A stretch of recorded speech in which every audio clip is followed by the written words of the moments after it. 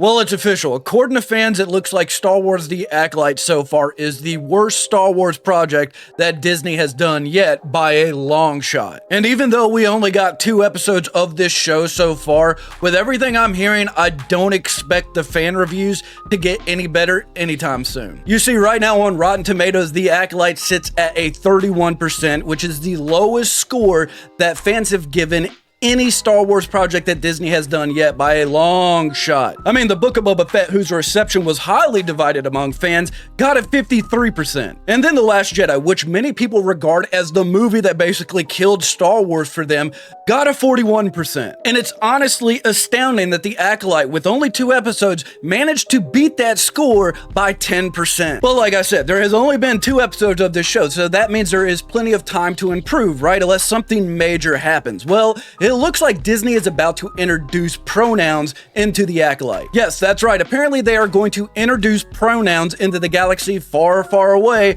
during episode 3 or 4 of Star Wars The Acolyte. And let's be perfectly clear, if this happens, this is going to get picked up by mainstream conservative media, and then this show is going to get highly politicized. Because let's be perfectly clear, right now pronouns are not just a hot topic within the Star Wars community. It's a hot topic across the whole country. And I guarantee you, if Disney introduces pronouns into Star Wars, then half of the conservatives are immediately going to tune out. And a lot of people say that it doesn't matter. A lot of conservatives don't watch Star Wars anyway. But here's the thing, these companies are interested in making money. And in order for us to get new Star Wars shows, these Star Wars shows need to do good. However, you're not going to do that if you politicize this show by putting topics like pronouns in it. But this honestly doesn't come as a surprise at all, with the headliners of this show saying that this is the gayest Star Wars yet, and then going even further to call Star Wars fans gay, as well as nerds just overall. And you know, this just honestly seems like a huge gamble and doesn't really make much sense from a business perspective,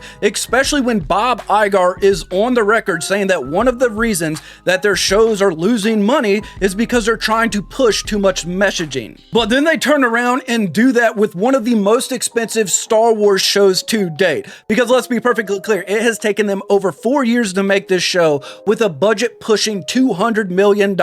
And after Star Wars was struggling with the reception of Mandalorian Season 3 and Ahsoka hitting and missing for some of the community, I just have no idea why Disney would make such a huge gamble. And make no mistake about it, the future of Star Wars television shows basically hangs in the fate of how Star Wars The Acolyte does.